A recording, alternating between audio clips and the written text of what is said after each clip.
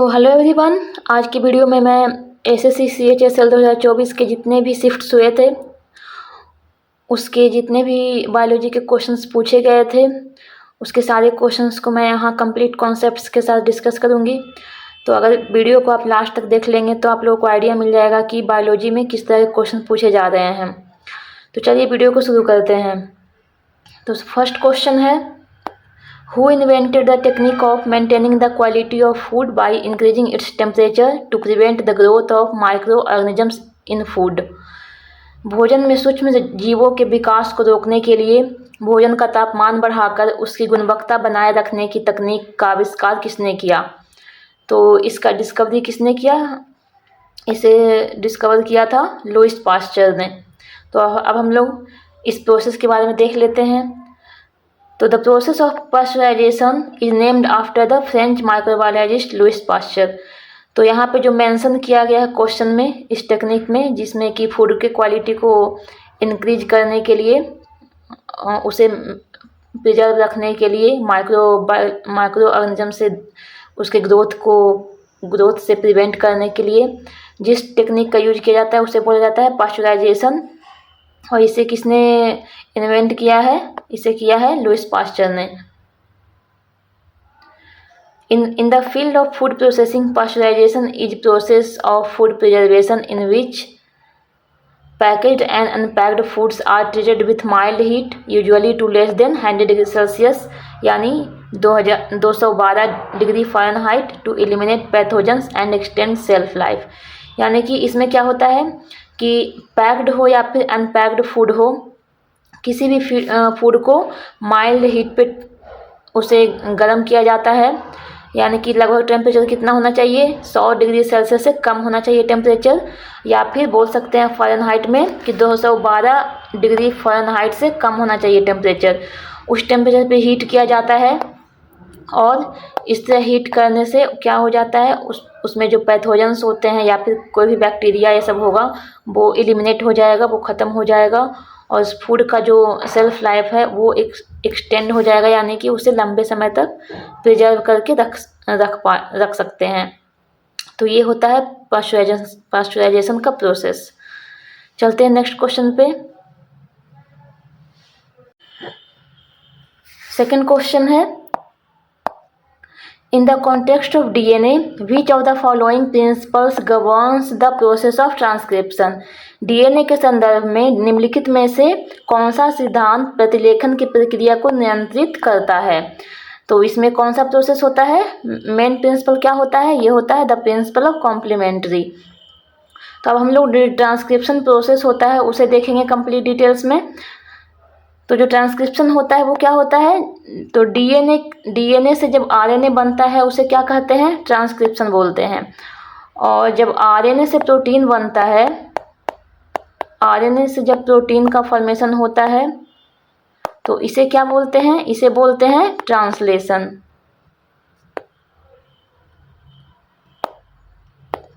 तो डीएनए से आरएनए में कन्वर्ट होता है, डीएनए से जब आरएनए बनता है उसे कहते हैं ट्रांसक्रिप्शन, और आरएनए से जब प्रोटीन बनता है उसे क्या बोलते हैं? उसे बोलते हैं ट्रांसलेशन। और जो डीएनए से जब आरएनए बनता है उसमें आप लोगों को पता होगा कि डीएनए में 2 स्ट्रैंड होते हैं। तो दोनों जो स्ट्रैंड होता है वो अलग अलग आरएनए का फॉर्मेशन करता है, आरएनए को बनाता है। तो एक जो डीएनए का स्ट्रैंड होता है वो क्या बनाता है? वो एमआरएनए बनाता है, मैसेंजर आरएनए बनाता है, वो मैसेंजर आरएनए बनाता है। और जो दूसरे सेगमेंट होते हैं डीएनए के वो क्या बनाता है? वो नॉन कोडिंग आरएनए बनाता है, एनसी आरएनए बनाता है। यानी कि जो दोनों ही स्ट्रैंड है डीएनए के वो अलग अलग आरएनए को बनाते हैं। तो एक स्ट्रैंड है वो क्या बनाएगा? एक बनाएगा एमआरएनए, और दूसरा है वो क्या बनाएगा? वो नॉन कोडिंग आरएनए बनाएगा। तो इस तरह से एक डीएनए के स्ट्रक्चर से 2 आरएनए का फॉर्मेशन होता है, एक मैसेंजर आरएनए और एक नॉन कोडिंग आरएनए। अब आगे देख लेते हैं। तो और जो डीएनए और आरएनए है वो दोनों किससे बने होते हैं? दोनों बने होते हैं न्यूक्लिक एसिड से।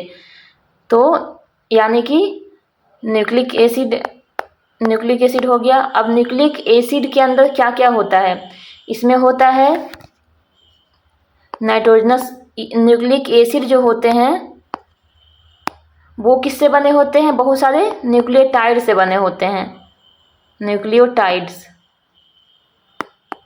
और जो न्यूक्लियोटाइड होता है वो किससे बना होता है, वो बना होता है नाइट्रोजनस बेस से बना होता है और शुगर से बना होता है, और क्या होता है इसमें फॉस्फेट होता है। तो इस तरह से देख सकते हैं कि जो डीएनए और आरएनए दोनों ही बने होते हैं नाइट्रोजनस, दोनों ही बने होते हैं न्यूक्लिक एसिड से, और न्यूक्लिक एसिड बना होता है बहुत सारे न्यूक्लियोटाइड से, और न्यूक्लियोटाइड से बना होता है नाइट्रोजनस बेस, शुगर और फास्फेट से, ये इससे बना होता है। और इसमें जब फॉस्फेट को हटाते हैं, यानी कि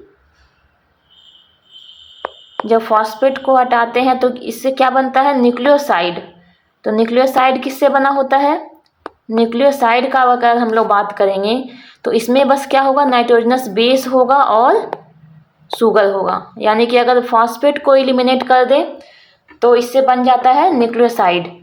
तो नाइट्रोजनस बेस, शुगर और फॉस्फेट के कॉम्बिनेशन से बनता है न्यूक्लियोटाइड, और नाइट्रोजनस बेस और शुगर से बनता है न्यूक्लियोसाइड। तो इस बात को याद रखना है। आगे हम लोग देख लेते हैं।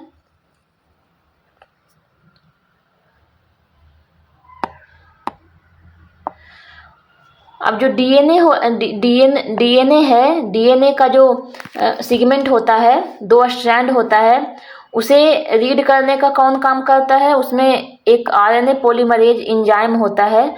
वो क्या करता है, डीएनए पे जो यहाँ पे मैं बनाती हूँ डीएनए के स्ट्रैंड को, तो ये पहले क्या होता है, डीएनए का स्ट्रैंड है, डबल हेलिकल स्ट्रक्चर है। ये क्या होता है, सबसे पहले सेपरेट हो जाता है, इस तरह सेपरेट हो गया, 2 डीएनए का स्ट्रक्चर सेपरेट हो गया। और इसका नेमिंग इसका इस तरह से होता है 3 to 5, और ये 5 to 3 होता है। तो ये 3 से 5 है और ये 5 से 3 है। तो इसमें जो स्ट्रैंड है इसमें क्या होगा, जैसा कि मैंने पहले बताया कि जो डीएनए होता है या फिर आरएनए होता है उसमें क्या होते हैं, न्यूक्लिक एसिड होते हैं, और न्यूक्लिक एसिड के अंदर क्या होता है, नाइट्रोजनस बेस होता है। तो नाइट्रोजनस बेस इस तरह से इस पे प्रेजेंट होंगे, इस तरह से प्रेजेंट होंगे दोनों पे। तो ये जो नाइट्रोजनस बेस प्रेजेंट होते हैं उसे रीड करने का काम कौन करता है, आरएनए पॉलीमरेज करता है। ये एक एंजाइम होता है आरएनए पॉलीमरेज, ये क्या करता है, रीड करता है। तो रीड किस तरह से करेगा, तो आरएनए में जो डीएनए होता है उसमें कौन कौन सा नाइट्रोजनस बेस होता है, इसमें होता है ATGC। और जो आरएनए होता है उसमें क्या होता है, AUGC। यानी कि A for adenine, T for thymine, G for guanine, C for cytosine. और आरएनए में क्या होता है, थायमिन के प्लेस पे यूरासिल हो जाता है, A for adenine, U for uracil, और G फॉर गुआनिन, और C फॉर साइटोसिन। तो ये सारे नाइट्रोजनस बेस प्रेजेंट होते हैं आरएनए में और डीएनए में। तो अब हम लोग देखेंगे किस तरह से जो आरएनए पॉलीमरेज है वो रीड करता है नाइट्रोजनस बेस को। सपोज इस पे क्या है, डीएनए पे है AGT, इस तरह से प्रेजेंट है नाइट्रोजनस बेस। तो इसे क्या करेगा, जो आरएनए पॉलीमरेज है वो इस प्लेस पे आएगा और यहाँ से रीड करना स्टार्ट करेगा। और इस तरह से A है तो A से बॉन्डिंग कौन बनाता है, तो यहाँ पे मैं बता दूं कि A का बॉन्डिंग होता है G के साथ, A का बॉन्डिंग होता है T के साथ, और G का बॉन्डिंग होता है C के साथ। तो A का बॉन्डिंग होता है T के साथ, लेकिन आरएनए में क्या होता है, T के प्लेस पे U होता है। तो आरएनए में A का बॉन्डिंग किसके साथ होगा, U के साथ होगा। तो इस तरह से बॉन्डिंग बनाया। G के साथ किसका होता है, C का होता है, तो यहाँ पे C बन जाएगा इसका बॉन्डिंग। T का होता है A के साथ, तो यहाँ पे A बन जाएगा। इस तरह से बॉन्डिंग करता जाएगा।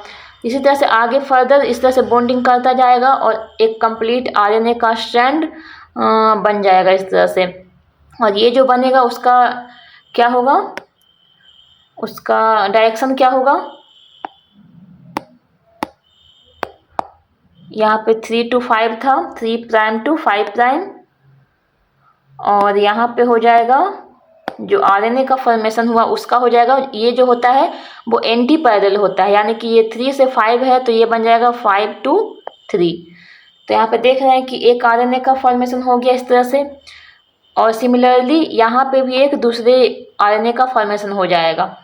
तो यहाँ पे देख रहे होंगे कि ये जो आरएनए का फॉर्मेशन हुआ उसमें क्या हो रहा है, बॉन्डिंग हो रहा है, यहाँ से यहाँ बॉन्डिंग हो रहा है।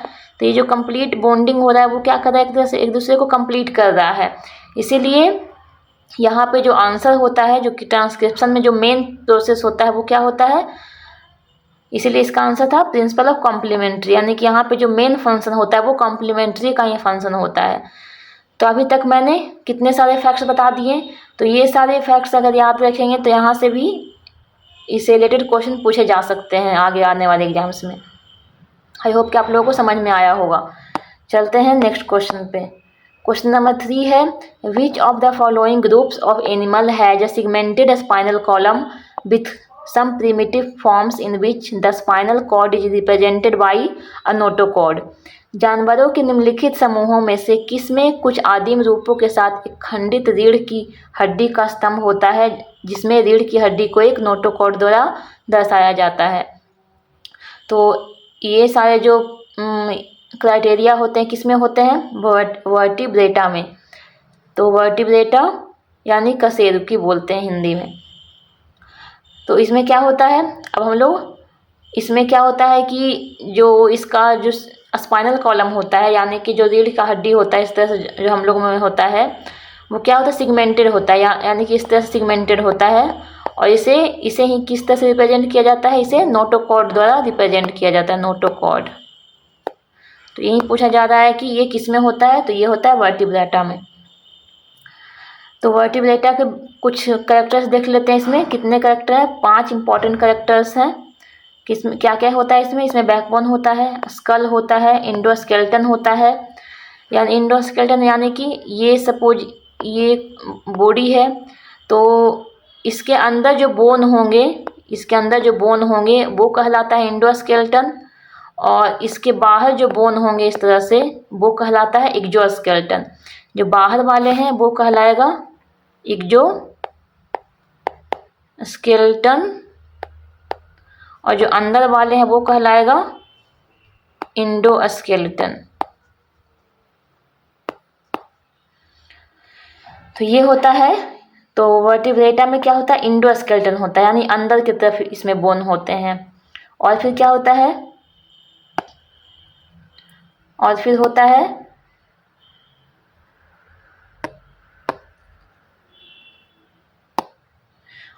बायलेटरल सिमेट्री, यानी कि ये बॉडी है तो इसे अगर 2 पार्ट में डिवाइड किया जाए तो ये इक्वली ओवरलैप करेगा, इक्वली डिवाइड होगा, इसे कहते हैं बायलेटरल सिमेट्री। तो वर्टिब्रेटा में ये भी कैरेक्टर होता है। और नेक्स्ट है, they have 2 pairs of appendages, यानी कि इसमें 2 पेयर होते हैं, 2 जोड़े होते हैं, या पैर या फिर लेग्स के जो होते हैं 2 पेयर होते हैं। ये जो है 2 पेयर होंगे इस तरह से। जैसे कि ह्यूमन बॉडी भी वर्टिब्रेटा में आता है, तो इसमें हम लोगों में भी 2 लेग्स होते हैं, 2 हैंड होते हैं, तो ये अपेंडेजेस में आ जाते हैं। तो इस तरह से ये कैरेक्टर्स हो गया वर्टिब्रेटा का। नेक्स्ट क्वेश्चन है question number 4, which of the following statements is correct about eutrophication. Eutrophication के बारे में निम्नलिखित में से कौन सा कथन सही है। तो इसमें कौन सा राइट हो जाएगा, इसमें ऑप्शन नंबर ए राइट हो जाएगा। This occurs when too much nitrogen enrich the water causing excessive growth of the plants in water body, यानी कि जब किसी भी वाटर बॉडी में एक्सेसिव ग्रोथ होते हैं किसी भी प्लांट्स के, सब जैसे कि एल्गी हो गया, ये सब जो होते हैं उसका एक्सेसिव ग्रोथ हो जाता है, और उसके कारण नाइट्रोजन क्या हो जाता है, बहुत ज़्यादा हो जाता है वाटर बॉडी में। इसी प्रोसेस को बोलते हैं यूट्रोफिकेशन। तो अब हम लोग यूट्रोफिकेशन को डिटेल में देखेंगे। तो यूट्रोफिकेशन क्या होता है कि जब किसी भी वाटर बॉडी में, ये सपोज ये पॉन्ड है, एक तालाब है, इसमें अगर किसी भी sewage, industrial waste water, fertiliser, run off, ये सब जो रिसोर्स हैं, इससे अगर वाटर इसमें आएगा तो इससे क्या होगा इसके साथ साथ बहुत सारे न्यूट्रिएंट भी इसके साथ आएंगे इस वाटर के साथ। और ये न्यूट्रिएंट जब इसमें आएगा तो इससे क्या होगा, जो इसमें एल्गी ये सब प्रेजेंट है, जो आप लोगों को ग्रीन ग्रीन दिख रहा होगा, ये सब जो होता है उसे बहुत ज़्यादा अमाउंट में उसे न्यूट्रिशन मिलेगा। और उसके मिलने से इसका ग्रोथ क्या हो जाएगा, बहुत ज़्यादा इंक्रीज हो जाएगा। और जब ग्रोथ इंक्रीज हो जाएगा बहुत ज़्यादा, तो ये बहुत ज़्यादा अमाउंट में ऑक्सीजन को यूज करना शुरू कर देंगे। ऑक्सीजन जब बहुत ज़्यादा अमाउंट में शुरू कर देंगे यूज करना, तो इसके अंदर जो और भी मैरीन एनिमल्स हैं अंदर में, जो पानी के अंदर रह रहे हैं, फिश या फिर और भी दूसरे एनिमल्स रह रहे हैं, उन लोगों के लिए जो डिजॉल्व्ड ऑक्सीजन है वो कम हो जाएगा, डिप्लीट हो जाएगा। तो वो कम हो जाएगा तो उन लोगों को सर्वाइव करने में दिक्कतें बहुत आएंगी, वो सर्वाइव नहीं कर पाएंगे। और वो जब सर्वाइव नहीं कर पाएंगे तो इससे क्या होगा, जो पानी के अंदर इन्वायरमेंटल कंडीशन है वो डिग्रेड होगा। तो इसी प्रोसेस को बोलते हैं यूट्रोफिकेशन। जब पानी के अंदर एल्गल ग्रोथ ज़्यादा हो जाते हैं, माइक्रोब्स ज़्यादा ग्रोथ कर जाते हैं, उसमें जब इंडस्ट्रियल वाटर, सीवेज ये सब से पानी जब आता है इसमें, और उसके कारण जब मैरीन एनिमल्स का ग्रोथ में डिप्रेशन आता है, तो इसी को कहते हैं यूट्रोफिकेशन। चलते हैं नेक्स्ट क्वेश्चन पे, question number 5। On what basis did Mendel propose the rule of independent assortment? Mendel ने स्वतंत्र वर्गीकरण के नियम का प्रस्ताव किस आधार पर दिया? तो इसका राइट आंसर हो जाएगा option number C, dihybrid crosses. तो इंडिपेंडेंट असॉर्टमेंट का किससे प्रूफ हुआ? ये हुआ जब डायहाइब्रिड क्रॉस किया मेंडल ने, उससे प्रूफ हुआ। तो इसमें क्या होता है, मेंडल्स ने एक मोनोहाइब्रिड क्रॉस किया था, और एक किया था डाईहाइब्रिड क्रॉस। दो तरह का क्रॉस करवाया था मेंडल ने। तो मोनोहाइब्रिड में क्या था, सिंगल कैरेक्टर का क्रॉस करवाया था, और डाईहाइब्रिड में दो कैरेक्टर को क्रॉस करवाया था। अब हम लोग इसकी डिटेल्स को देखेंगे। तो मेंडल ने कितने लॉ दिए हैं? 3 लॉ दिए हैं। इसमें कौन कौन सा है? Law of dominance, law of segregation और लॉ ऑफ इंडिपेंडेंट असॉर्टमेंट। तो लॉ ऑफ डोमिनेंस किससे प्रूफ होता है? ये होता है मोनोहाइब्रिड क्रॉस से। तो लॉ ऑफ डोमिनेंस यानी कि मोनोहाइब्रिड से ये प्रूफ होता है। तो इसे किस तरह से प्रूफ किया था? तो सपोज यहाँ पे ए है और यहाँ पे स्मॉल ए है, ये डोमिनेंट वाले कैरेक्टर हैं और ये रिसेसिव वाले कैरेक्टर हैं। तो इसके अंदर जो ये दिख रहा है ए, उसे बोलते हैं एलील पेयर, ये एलील पेयर हो गया। और जो इसका कैरेक्टर होता है उसे मेंडल्स के टर्म में फेनोटाइप बोलते हैं। तो इसमें देख रहे हैं कि एक कैरेक्टर है, इसलिए एक सिंगल कैरेक्टर को क्रॉस करवाया जा रहा है, तो इसीलिए इसे बोलते हैं मोनोहाइब्रिड क्रॉस। तो इसमें क्या होता है, सबसे पहले इसमें ये सिंगल गैमेट का फॉर्मेशन होता है, और इससे एक सिंगल गैमेट का फॉर्मेशन हो गया, सेपरेट हो गया। और ये जो गैमेट होता है कैसा हैप्लॉइड होता है, इसमें एक सेट क्रोमोसोम होता है। ये जब क्रॉस करेगा तो क्या बनेगा, ये ए और ए इस तरह से बनेगा। तो यहाँ पे देख रहे हैं कि जो मोनोहाइब्रिड क्रॉस हुआ तो इसमें किसका कैरेक्टर शो होगा, ये कैपिटल ए वाले का। ये सपोज ये रेड है और ये ग्रीन है। तो यहाँ पे जब मोनोहाइब्रिड क्रॉस हुआ तो ये कैरेक्टर कैसा दिखाएगा, रेड दिखाएगा। क्योंकि एक भी अगर एलील्स अगर कैपिटल वाला जो आता है इस साइड से आता है, ये मतलब डोमिनेंस वाला आता है, एक भी एलील्स डोमिनेंस का आएगा तो वो डोमिनेंस ही कैरेक्टर शो करेगा। तो इससे क्या प्रूफ हुआ, लॉ ऑफ डोमिनेंस। यानी कि अगर मोनोहाइब्रिड क्रॉस करवाते हैं तो एक ही कैरेक्टर दिखता है, वो क्या दिखता है, रेड वाला दिखता है। और इसे बनाने का क्या रूल होता है ये भी मैं बता देती हूँ। इस तरह से बनाया जाता है, ये ए है और यहाँ पे ये स्मॉल वाला ए है। तो ये ए हो जाएगा, यहाँ से ए और ए होगा, यहाँ से ए और यहाँ से ए और ए। यहाँ पे देख रहे हैं कि सारे जितने भी कैरेक्टर हैं वो रेड वाले ही हैं, क्योंकि सारे में एक एलील्स है वो रेड वाला है और जो कि डोमिनेंस है। इसलिए यहाँ पे मोनोहाइब्रिड क्रॉस से बस law of dominance he proof होता है। अब हम लोग चलते हैं दूसरे लॉ पे, लॉ ऑफ सेग्रीगेशन। तो लॉ ऑफ सेग्रीगेशन किससे प्रूफ होता है? ये डायहाइब्रिड क्रॉस से प्रूफ होता है। तो ये कैसे होता है, ये मैं डायग्राम से समझाऊंगी। तो डायहाइब्रिड मतलब दो कैरेक्टर को क्रॉस करवाना है इसमें। तो यहाँ पे देख रहे हैं कि यहाँ पे दो कैरेक्टर है, यहाँ पे दो कैरेक्टर है, बाई बाई और आ रहा है, दो एलील पेयर है। तो इसमें कैसा है, येलो और राउंड है, और ये है जो ग्रीन और रिंकल है। तो ये दो कैरेक्टर को क्रॉस करवाया जा रहा है, इसलिए ये है डायहाइब्रिड क्रॉस। तो डायहाइब्रिड क्रॉस में कैसे बोल सकते हैं कि ये कैसे लॉ ऑफ सेग्रीगेशन को किस तरह से प्रूफ करता है, उसे देखेंगे। तो यहाँ पे है, यहाँ पे जब क्रॉस करवाया गया तो जो F1 जनरेशन है, जो फर्स्ट टाइम क्रॉस करवाया गया, तो ये कैरेक्टर शो हुआ, ये फेनोटाइप दिखा। तो इसमें फेनोटाइप किसका दिखेगा, ये इसमें प्रूफ होगा लॉ ऑफ डोमिनेंस, क्योंकि यहाँ पे जो कैरेक्टर आया वो किसका आया। तो एलील आप देख सकते हैं, एलील से आप पता कर सकते हैं कि कौन सा इसमें कैरेक्टर शो होगा। तो इसमें दो एलील्स हैं, एक कैपिटल वाई एक स्मॉल वाई, यानी कि अगर कैपिटल एक है तो डोमिनेंस वाले ही शो होंगे कैरेक्टर, तो येलो हो जाएगा। और जो कैपिटल आर स्मॉल आर है, ये एलील्स पेयर क्या शो करेंगे, कौन सा कैरेक्टर, ये राउंड का कैरेक्टर शो करेंगे। तो इसमें दिख भी रहा होगा कि ये राउंड है, येलो है, तो ये कैरेक्टर शो हुआ। लेकिन इसी को फिर से क्रॉस करवाया गया, इसे और इसी को जब क्रॉस करवाया गया, मैं फिर से इसे लिख देती हूँ, इसे जब क्रॉस करवाया गया तो यहाँ पे ये सारे इस तरह से सारे कैरेक्टर शो हो रहे हैं।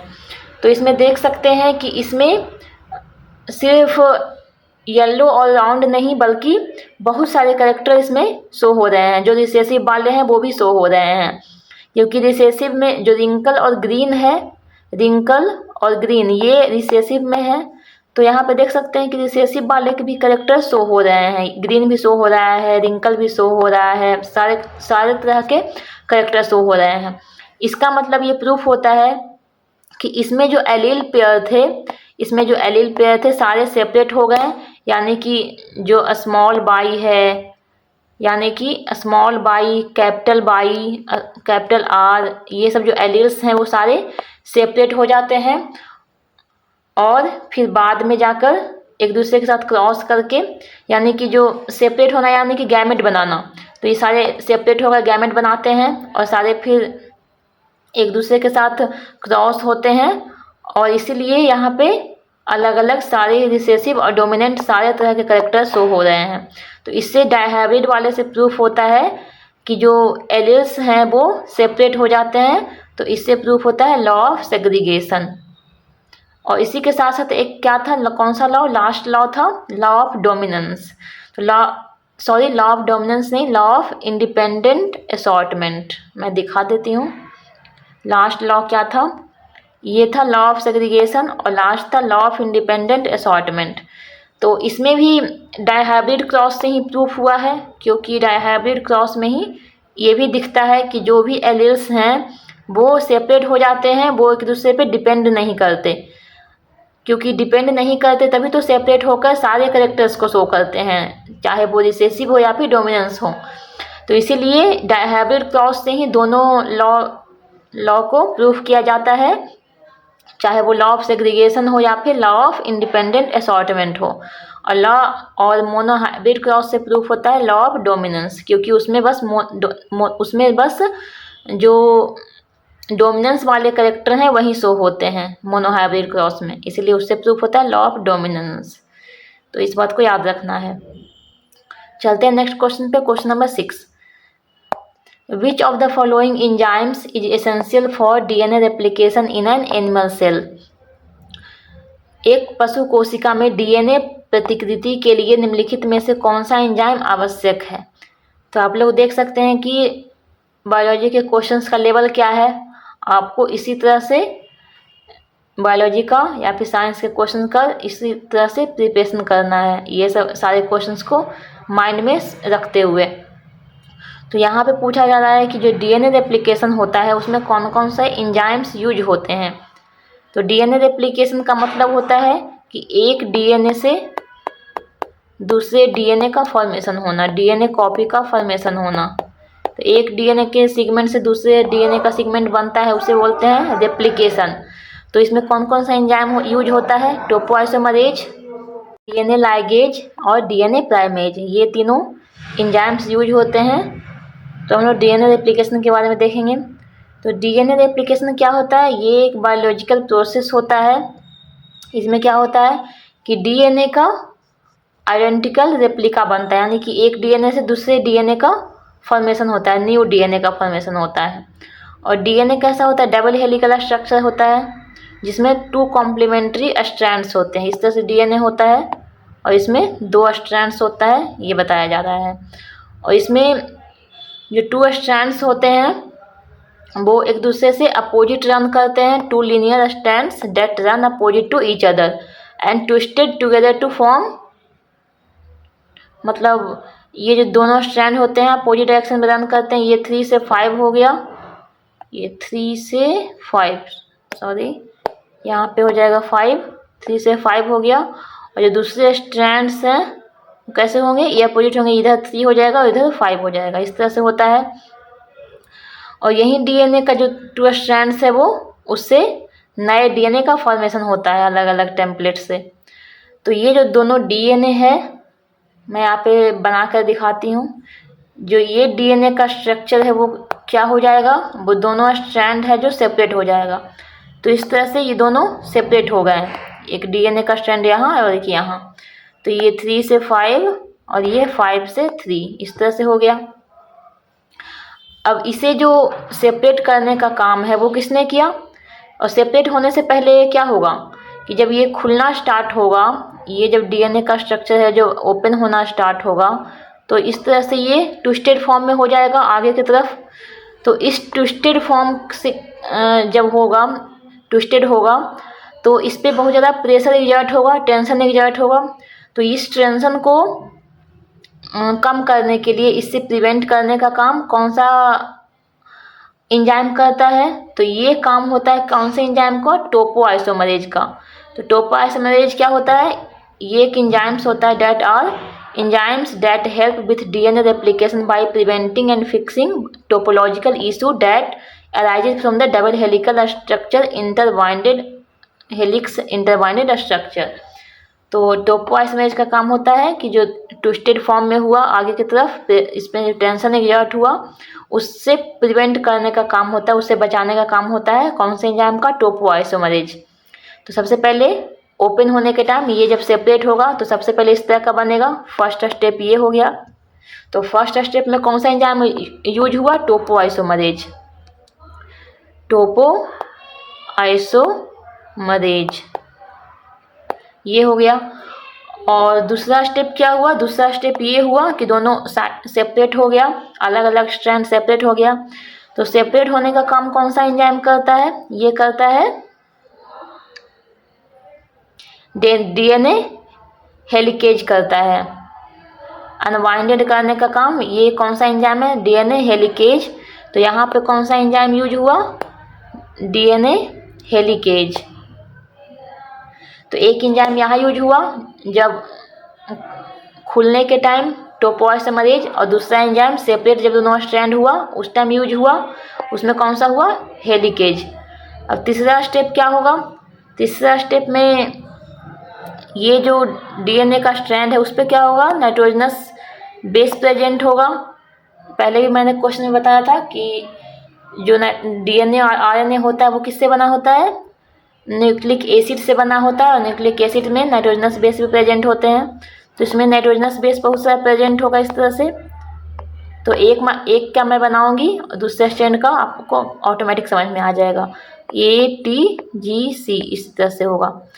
अब ATGC है, उसके साथ क्या होगा कि यहाँ पे एक डीएनए पॉलीमरेज एंजाइम आएगा जो क्या करेगा, ये डीएनए पॉलीमरेज है वो क्या करेगा, इस पोजीशन से इस पे जो नाइट्रोजनस बेस है ये सारे नाइट्रोजनस बेस को रीड करना शुरू करेगा। तो यहाँ पे कौन सा एंजाइम यूज हो रहा है, DNA polymerase, DNA polymerase use हो रहा है।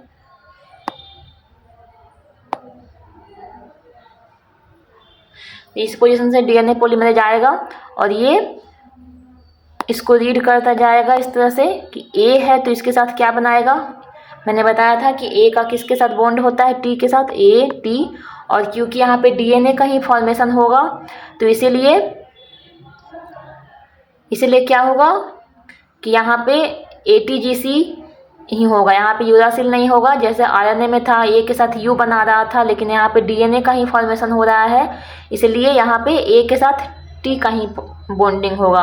और टी का है तो किसके साथ होगा, ए के साथ, जी का है तो इसके साथ होगा, सी के साथ, और सी है तो किसके साथ होगा, जी के साथ। तो इस तरह से जो डीएनए पॉलीमरेज है वो रीड करता जाएगा नाइट्रोजनस बेस को और बॉन्डिंग करता जाएगा इस तरह से आगे डायरेक्शन में। तो ये काम होता है किसका, जो नए डीएनए का स्ट्रैंड है उसको बनाने का काम किसका होता है, डीएनए पॉलीमरेज का। तो ये तीनों एंजाइम यूज हो गए, टोपोआइसोमरेज, हेलिकेज और डीएनए पॉलीमरेज। अब बचा एक कौन सा, एक डीएनए लाइगेज एंजाइम बचा। इसका काम क्या होता है, तो यहाँ पे देख सकते हैं कि जो डीएनए का फॉर्मेशन हुआ इसमें एंटी पैरेलल होगा, तो ये हो जाएगा 5 से, ये स्ट्रैंड है 3 से 5, तो यहाँ पे बनेगा 5 से 3 बनेगा। और इसमें जो फॉर्मेशन शुरू हुआ था बनना, डीएनए का फॉर्मेशन जब शुरू हुआ था तो किस डायरेक्शन में हुआ था, 3 प्राइम्स टू 5। तो यहाँ पे और डीएनए का जो बनने का प्रोसेस होता है उसका डायरेक्शन होता है 5 से 3। तो यहाँ पे तो 3 से 5 बन रहा है, तो यहाँ पे ब्रेक होकर बनेगा, यानी कि ये टूट कर सेगमेंट में बनेगा। और ये यहाँ पे टूट गया, यहाँ पे टूट गया, यहाँ पे टूट गया, इस तरह से टूट कर बनेगा। तो इसी को जोड़ने का काम किसका होता है, डीएनए लाइगेज का होता है। तो यहाँ पे जो सेगमेंट है उसको जोड़ने का काम किसका होता है, डीएनए लाइगेज, डीएनए लाइगेज। और यही जब इस साइड जब बनेगा डीएनए का स्ट्रैंड तो ये कंप्लीट बनेगा, इसमें सेगमेंट में नहीं टूटेगा, क्योंकि यहाँ पे जो पेरेंट डीएनए का सेगमेंट है वो कैसा है, 5 से 3 है। तो यहाँ पे जो बनेगा वो 5 से 3 बनेगा। ये 3 से 5 है, 3 प्राइम से 5 प्राइम। अगर यहाँ से देखेंगे तो इस साइड से देखेंगे तो 3 से 5 है, तो यहाँ पे बनेगा 5 प्राइम टू 3 प्राइम। तो ये तो सही डायरेक्शन है डीएनए का स्ट्रक्चर का, नए डीएनए का जो सेगमेंट बनता है वो इसी डायरेक्शन में बनता है 5 से 3। तो यहाँ पे सेगमेंट नहीं होगा, लेकिन यहाँ पे 3 से 5 है, इसलिए यहाँ पे सेगमेंट हो रहे हैं और इसे जोड़ने का काम होता है डीएनए लाइगेज का। तो आप लोग देख सकते हैं कि कौन कौन सा एंजाइम का यूज हुआ डीएनए के रेप्लिकेशन में। तो इसमें हुआ टोपोआइसोमरेज का पहला, दूसरा क्या हुआ, डीएनए हेलिकेज का पहला हुआ टोपोआइसोमरेज, दूसरा हुआ हेलिकेज जो कि क्या करता है, सेपरेट करता है डीएनए के स्ट्रैंड को। फिर हुआ डीएनए पॉलीमरेज जो क्या करता है, नए डीएनए के स्ट्रैंड को सिंथेसाइज करता है। और फिर हुआ डीएनए लाइगेज जो कि डीएनए का जो सेगमेंट था उसे जोड़ने का काम करता है। अब देख सकते हैं कि यहाँ पे एक डीएनए का स्ट्रक्चर कहाँ पे बना, एक डीएनए यहाँ पे बन गया कंप्लीट, और एक डीएनए यहाँ पे बनेगा। तो इस तरह से एक डीएनए से क्या हुआ, 2 डीएनए का स्ट्रक्चर का फॉर्मेशन हो गया। तो ये होता है रेप्लिकेशन का प्रोसेस, और इसमें आप लोगों ने देखा होगा कौन कौन सा एंजाइम यूज होता है। तो अब आप लोग समझ सकते हैं कि इसमें कौन कौन सा एंजाइम आंसर में हो जाएगा। इसमें हो जाएगा टोपोआइसोमरेज। और टोपोआइसोमरेज का काम क्या था, जो प्रेशर एग्जर्ट होता है ट्विस्टेड फॉर्म में, जब उसे खोलते हैं डीएनए के स्ट्रैंड को, जब उसे खोलते हैं तो आगे की तरफ जो टेंशन एग्जर्ट होता है, टेंशन उसमें होता है, उससे कम करने का काम होता है टोपोआइसोमरेज का। डीएनए लाइगेज का काम होता है जो सेगमेंट है डीएनए का उसे जोड़ने का काम होता है, और डीएनए प्राइमेज का काम होता है, यानी कि डीएनए पॉलीमरेज का काम होता है नए डीएनए के स्ट्रैंड को सिंथेसाइज करने का। तो ये सारे हो गए। अब इसमें एक कैरेक्टर और देखना है कि इसमें और क्या होता है प्रॉपर्टी। ये जो होता है वो क्या होता है, सेमी कंजर्वेटिव नेचर का होता है। ये मैं कुछ मैं इरेज कर देती हूँ। ये जो होता है वो सेमी कंजर्वेटिव नेचर का होता है। यहाँ पे लिखा हुआ है कि जो डीएनए रेप्लिकेशन होता है वो सेमी कंजर्वेटिव नेचर का होता है। क्यों होता है? क्योंकि देख सकते हैं कि यहाँ पे जो, मैं सारा इरेज कर देती हूँ तो आप लोगों को क्लियरली दिखेगा।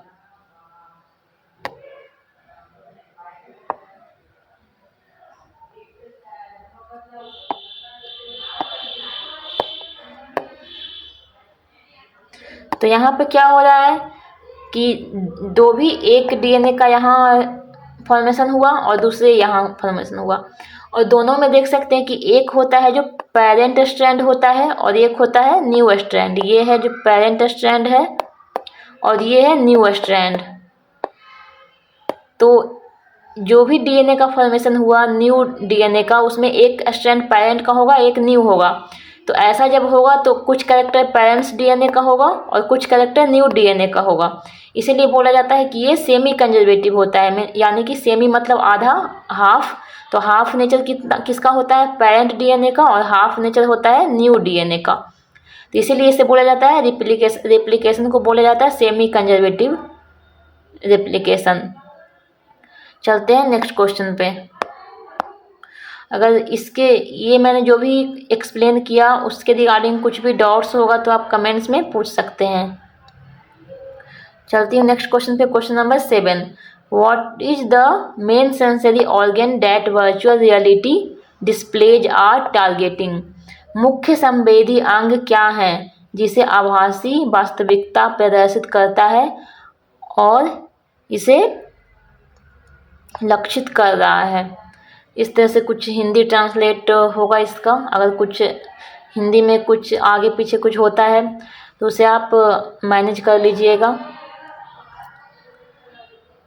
तो इसमें जो सेंसरी ऑर्गन है उसमें पूछ रहा है कि कौन से ऑर्गन का यूज होता है वर्चुअल रियलिटी डिस्प्ले करने में, यानी कि उसको देखने में यूज करते हैं।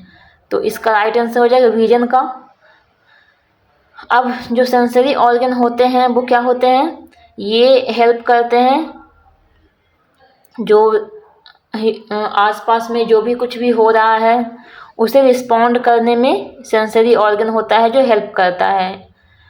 और इसमें क्या क्या होता है, इसमें जो सेंसरी नर्व सेल होता है वो ब्रेन से कनेक्टेड होता है और इसी तरह से ये सिग्नल को भेजता है ब्रेन के पास, और जो ब्रेन होता है वो रिस्पॉन्ड करता है, वो रिटर्न में सिग्नल भेजता है। और इस तरह से हम लोग जैसे कि कुछ भी हम लोगों के बॉडी में होता है तो वो सिग्नल जैसे कट, किसी भी कहीं पे कट लग गया बॉडी में, तो कट लगने पे क्या होता है कि वो सिग्नल ब्रेन के पास पहुंचता है और फिर सेंसरी नर्व सेल है जो ब्रेन के पास सिग्नल पहुंचाता है और जो ब्रेन है वो उसके प्रति वो रिस्पॉन्ड करता है।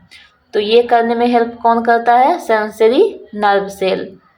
तो जो सेंसरी ऑर्गन है उसमें कौन कौन से आते हैं, आइज, ईयर्स, नोज, टंग और स्किन। आइज का काम होता है देखने का, ईयर्स का काम होता है सुनने का, नोज का काम होता है स्मेल करने का, टंग का काम होता है टेस्ट करने का और स्किन का काम होता है टच करने का।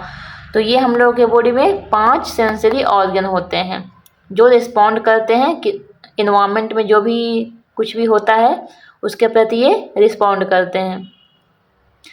चलते हैं नेक्स्ट क्वेश्चन पे। Question number 8, what do you stand by semi conservative DNA replication. तो ये अर्ध संरक्षित डीएनए प्रतिकृति से आप क्या समझते हैं। ये क्वेश्चन, इसका मैंने एक्सप्लेनेशन पहले भी दिया था कि इसका क्या था उसमें, कि जो डीएनए का जब रेप्लिकेशन होता है तो एक स्ट्रैंड होता है पेरेंट्स का और एक होता है न्यू स्ट्रैंड, और दोनों में, और इसीलिए नए जो डबल हेलिकल स्ट्रक्चर बनते हैं उसमें आधा नेचर होता है किसका, पेरेंट्स का, और हाफ नेचर होता है नए स्ट्रैंड का। इसीलिए उसमें बोला जाता है कि वो सेमी कंजर्वेटिव नेचर का होता है। इसीलिए इसका राइट आंसर हो जाएगा option number C. After application is completed each DNA molecule contains one ancestral and one newly synthesised strand, यानी कि वन पेरेंट्स वाले हो गए और एक नए जो स्ट्रैंड बना उसका हो गया। उसमें आधा आधा नेचर दोनों का होगा, इसलिए उसे बोला जाता है सेमी कंजर्वेटिव रेप्लिकेशन। चलते हैं नेक्स्ट क्वेश्चन पे। Question number 9, loss of water in the form of water vapour from the leaves of plant is called. पौधों की पत्तियों से जल बाष्प के रूप में पानी का नुकसान क्या कहलाता है? तो ये क्या कहलाता है? ये कहलाता है गटेशन। तो इसमें गटेशन में क्या होता है? तो लीव्स में जो लीव्स है उससे वाटर का जो लॉस होता है वेपर के फॉर्म में, वो ट्रांसपिरेशन में भी होता है और गटेशन प्रोसेस में भी होता है। लेकिन यहाँ पे जो ऑप्शन है उसमें ट्रांसपिरेशन नहीं है, इसलिए आंसर इसका गटेशन हो जाएगा। अब हम सारे प्रोसेस को देख लेते हैं और भी। तो गटेशन में क्या होता है कि इसमें जो लीव्स है उससे जो वाटर वेपर इवोपरेट होगा, वो जो वाटर है जो लॉस होगा वो कहाँ से होगा? ये लीव्स का जो एज होता है वहाँ से होगा, यानी कि ये जो लीव्स है एज है किनारे हैं वहाँ से इसका लॉस होगा वाटर का। और ये कब होता है? जब स्टोमाटा क्लोइड होता है। और स्टोमाटा क्लोइड कब होता है? ये नाइट में होगा या फिर अर्ली मॉर्निंग में होगा। तो गटेशन में ये हो गया कि इसमें जो वाटर वेपर होगा वो इवेपोरेट कहाँ से होगा, वाटर का लॉस कहाँ से होगा? वो पत्तियों के किनारे से होगा।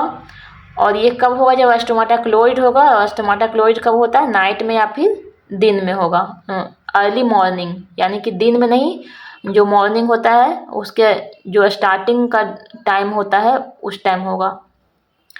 और ट्रांसपिरेशन क्या होता है? ट्रांसपिरेशन में भी लॉस ऑफ वाटर ही होता है, लेकिन ये एरियल पार्ट्स ऑफ प्लांट, यानी कि ये भी पत्तियों से ही होगा, लेकिन ये पत्तियों के सारे पार्ट से होगा। और प्लांट के दूसरे जो स्टेम होते हैं और भी दूसरे जो पार्ट होते हैं वो सबसे होगा वाटर का लॉस। और ये कब होता है? जब स्टोमाटा ओपन होता है। और स्टोमाटा ओपन कब होता है? ये होता है डे टाइम में। तो इस तरह से गटेशन और ट्रांसपिरेशन में समझ में आया होगा डिफरेंस। गटेशन पत्तियों के किनारे से उसमें वाटर का लॉस होगा, और ये कब होगा? नाइट में, जब स्टोमाटा क्लोइड होगा। लेकिन जो ट्रांसपिरेशन है वो कंप्लीट जो पार्ट होता है, लीव्स हो गया, स्टेम्स हो गया, कहीं से भी लॉस, वाटर का लॉस हो सकता है। और ये कब हो जाएगा? जब स्टोमाटा ओपन होगा, यानी डे टाइम। ट्रांसलोकेशन क्या होता है? ट्रांसलोकेशन होता है जब लीव्स से दूसरे पार्ट में कोई भी मटेरियल को पहुंचाना होता है, तो उस प्रोसेस को कहते हैं, उस मूवमेंट को कहते हैं ट्रांसलोकेशन। और क्या है? प्लाज्मोलाइसिस। प्लाज्मोलाइसिस क्या होता है कि अगर किसी भी सेल को हाइपरटोनिक सॉल्यूशन में रख देते हैं, सपोज ये सेल है प्लांट का, उसे एक सॉल्यूशन में रख दिया जाता है, और ये सॉल्यूशन कैसा है? हाइपरटोनिक है, यानी कि इसमें जो सॉल्ट, हाइपरटोनिक सॉल्यूशन का मतलब होता है कि उसमें सॉल्यूशन में अगर सॉल्ट और शुगर है, ये सपोज ये सॉल्यूशन है और इसमें सॉल्ट है और वाटर है, तो जो सॉल्ट होगा वो क्या होगा? ज़्यादा होगा वाटर से। तो ऐसे सॉल्यूशन को कहते हैं हाइपरटोनिक सॉल्यूशन। ये सॉल्ट जो है वो वाटर से ज़्यादा होगा, तो ऐसे सॉल्यूशन को कहते हैं हाइपरटोनिक। तो वैसे सॉल्यूशन में इसे रख दिया जाता है सेल को। तो आप लोग देख सकते हैं कि बाहर में हाइपरटोनिक सॉल्यूशन है, यानी कि यहाँ पे पानी का कमी है। तो पानी का कमी है तो क्या हो जाएगा? सेल के अंदर जो वाटर होगा वो क्या होगा? बाहर आएगा। और जब सेल के अंदर से पानी बाहर आएगा, क्योंकि पानी बाहर में कम है और सेल के अंदर ज़्यादा है, तो बाहर में जब पानी आएगा तो सेल का स्ट्रक्चर कैसा हो जाएगा? ये कॉन्ट्रैक्ट हो जाएगा, यानी कि और स्मॉल हो जाएगा, इसका साइज छोटा हो जाएगा। तो इसी प्रोसेस को बोलते हैं प्लाज्मोलाइसिस। जब किसी भी सेल को हाइपरटोनिक सॉल्यूशन में रख दिया जाता है तो सेल के अंदर से पानी बाहर आ जाता है, तो सेल क्या हो जाता है, श्रिंक कर जाता है, कॉन्ट्रैक्ट हो जाता है, और इसी प्रोसेस को बोलते हैं प्लाज्मोलाइसिस।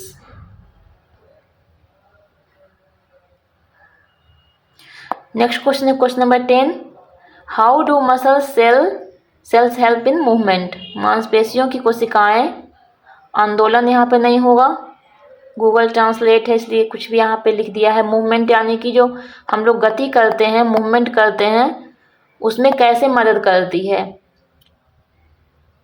तो उसमें कैसे मदद होता है, इसका राइट आंसर हो जाएगा option number D, movement occurs as a result of contraction and relaxation of this cells. तो मांसपेशियों का जब जो मूवमेंट होता है वो कैसे होता है, मांसपेशियों का जब कॉन्ट्रैक्शन होता है और रिलैक्सेशन होता है, यानी कि मूवमेंट में हेल्प करता है जब मांसपेशियों का कॉन्ट्रैक्शन होगा और रिलैक्सेशन होगा, इसी के हेल्प से हम लोग मूवमेंट कर पाते हैं, इसलिए ये हो गया इसका option number D right answer. Next question है question number 11, which of the following animals can change its sex during its life span. निम्नलिखित में से कौन सा जानवर अपने जीवन काल के दौरान अपना लिंग बदल सकता है। तो ये कौन सा एनिमल होता है, ये स्नेल होता है जो अपना लाइफ टाइम के दौरान ये अपना सेक्स को, लिंग को चेंज कर सकता है। नेक्स्ट क्वेश्चन है question number 12, which of the following is a part of the apical meristem found in roots. निम्नलिखित में से कौन जड़ों में पाए जाने वाले शिखर मेरिस्टेम का एक हिस्सा है। तो एपिकल मेरिस्टेम में, रूट्स के एपिकल मेरिस्टेम में कौन से पार्ट होते हैं, ये होते हैं प्रोटोडर्म। अब हम लोग इसे डिटेल में देखेंगे। तो प्लांट टिश्यू देखने के पहले सबसे जो बेसिक यूनिट होता है, सबसे स्मॉल यूनिट होता है वो सेल होता है। किसी भी लिविंग बींग्स में सेल, बहुत सारे सेल को अगर मिला दिया जाए तो इससे क्या बनता है, टिश्यू बनता है। टिश्यू को बहुत सारे मिला दिया जाए तो इससे बनता है ऑर्गन, और बहुत सारे ऑर्गन से क्या बनता है, ऑर्गन सिस्टम बनता है। तो यहाँ पे प्लांट टिश्यू को देख रहे हैं। तो प्लांट टिश्यू कितने तरह के होते हैं, एक होता है मेरिस्टेमेटिक टिश्यू और दूसरा होता है परमानेंट टिश्यू। तो नाम से ही देख रहे होंगे, परमानेंट यानी कि इसमें डिवीजन नहीं होता है, और मेरिस्टेमेटिक उसमें डिवीजन होता है। अब परमानेंट टिश्यू है उसका कितना टाइप है, सिंपल टिश्यू और कॉम्प्लेक्स टिश्यू। तो कॉम्प्लेक्स टिश्यू के अंदर में कौन कौन सा होते हैं, फ्लोएम और जाइलम, और सिंपल टिश्यू के अंदर कौन कौन सा होते हैं, पैरेन्काइमा, कोलेनकाइमा और स्क्लेरेन्काइमा। और जो मेरिस्टेमेटिक टिश्यू है इसमें कौन कौन सा पार्ट होता है, एपिकल मेरिस्टेम, लैटरल मेरिस्टेम और इंटरकैलरी मेरिस्टेम। अब हम लोग एक एक करके सारे को देखेंगे, सारे का फंक्शन भी देख लेंगे क्योंकि वहाँ से भी क्वेश्चन पूछा जा सकता है। तो जाइलम का जो फंक्शन होता है वो क्या होता है, जाइलम का फंक्शन होता है वाटर को ट्रांसपोर्ट करना, वाटर का ट्रांसपोर्ट करने का काम होता है जाइलम का, और फ्लोएम का काम होता है फूड को ट्रांसपोर्ट करना, ये इसका फंक्शन हो गया। अब जो ये सारे जो पैरेन्काइमा, कोलेनकाइमा, स्क्लेरेन्काइमा है उसमें से पैरेन्काइमा का काम होता है फूड को स्टोर करना, फूड स्टोरेज,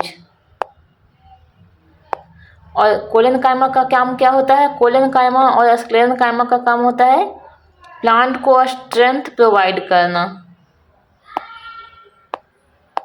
स्ट्रेंथ और सपोर्ट प्रोवाइड करने का काम होता है कोलेनकाइमा और स्क्लेरेन्काइमा को। तो ये होगा इसके फंक्शन।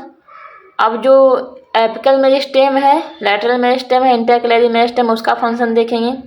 तो उसमें क्या होता है कि ये सपोज उसमें तो डिवीजन होता है, यानी कि डिवाइड होकर वो क्या करेगा, वो प्लांट के ग्रोथ में हेल्प करेगा, उसका जो लंबाई चौड़ाई है उसको बढ़ाने में हेल्प करेगा। तो ये सपोज ये स्टेम है प्लांट का। अब इसमें स्टेम में क्या क्या होगा कि ऊपर की तरफ ग्रोथ होगा, तो ऊपर की तरफ जो ग्रोथ होगा उसमें कौन हेल्प करेगा, एपिकल मेरिस्टेम, एपिकल मेरिस्टेम।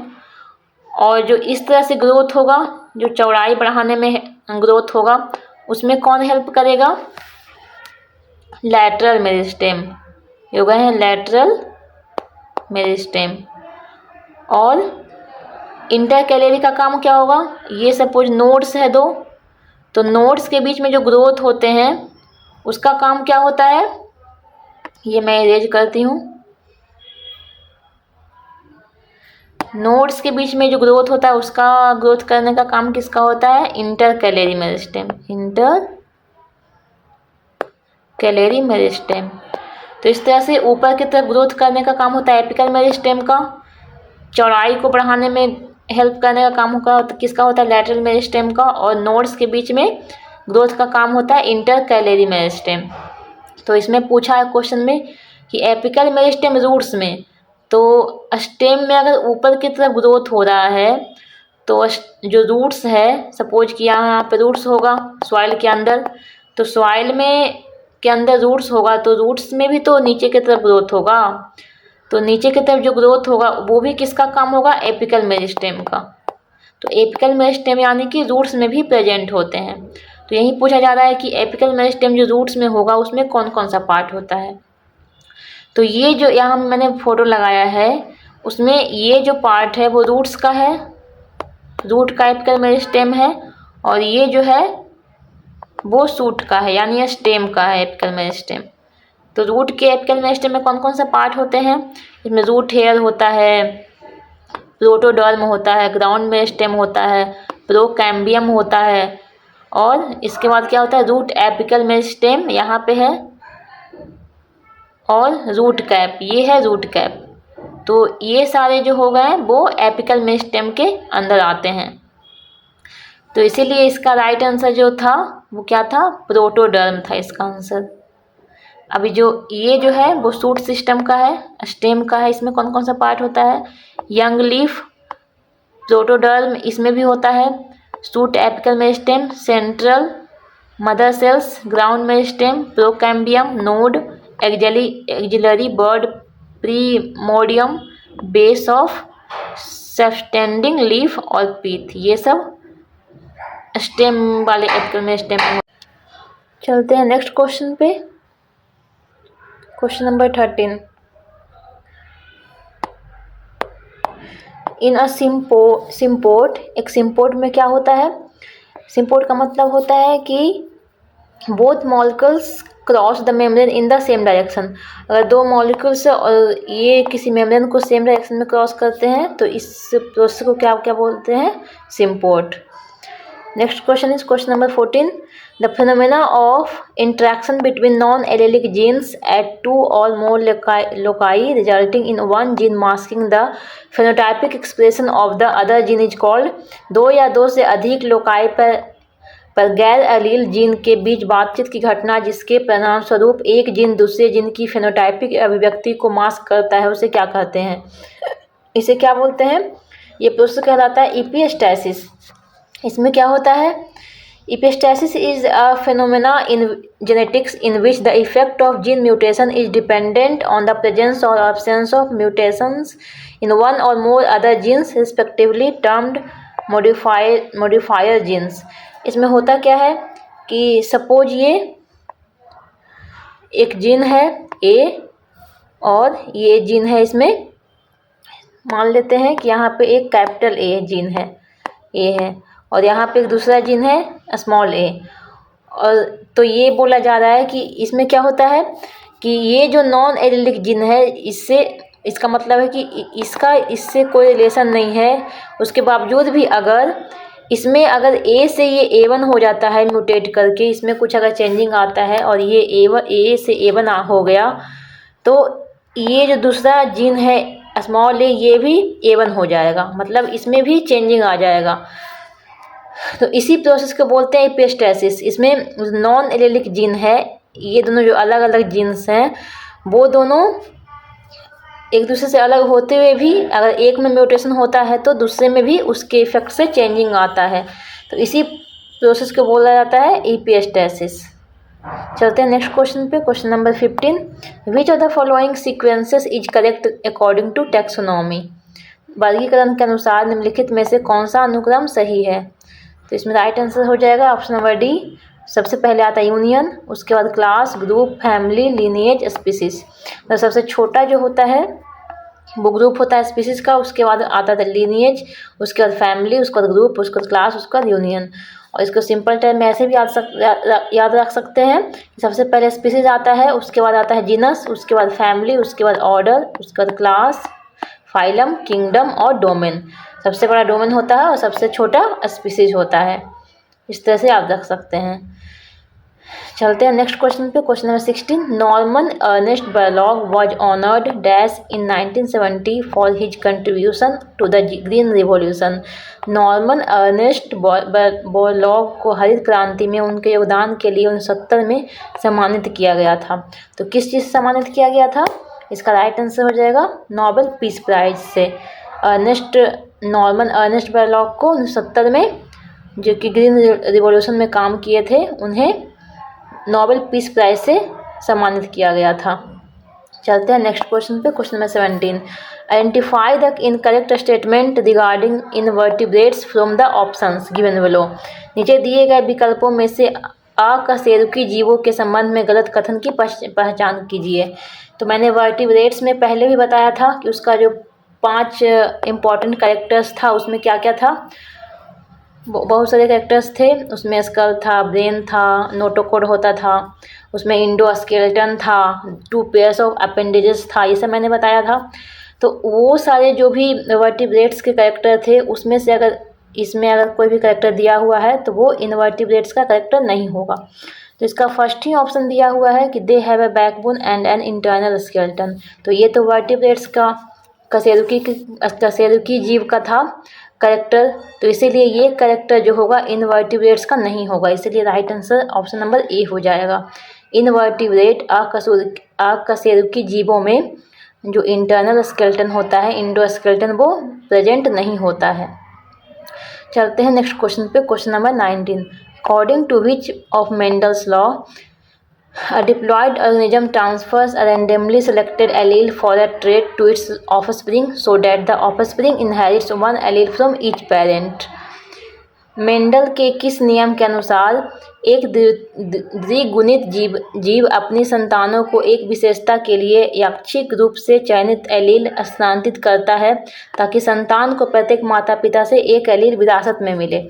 तो ये किस में होता है? ये कौन से लॉ के अकॉर्डिंग होता है? ये होता है लॉ ऑफ सेग्रीगेशन के अकॉर्डिंग।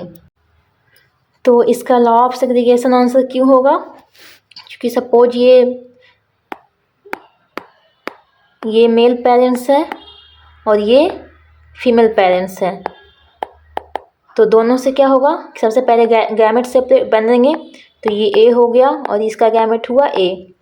तो देख सकते हैं कि दोनों जो एलील पेयर्स हैं दोनों पेरेंट्स में, उसके एलील्स सबसे पहले सेपरेट हो गए, सिंगल गैमेट्स बने एलील्स से, और ये दोनों फिर क्रॉस करेंगे और ये बनाएंगे ये एक अलग डॉटर सेल का फॉर्मेशन इससे होगा। इस तरह से देख सकते हैं कि दोनों ही पेरेंट्स से अलग अलग एलील्स सेपरेट हुआ और ये दोनों फिर मिलकर एक डॉटर सेल का इससे फिर फॉर्मेशन हुआ ये दोनों के मिलने से।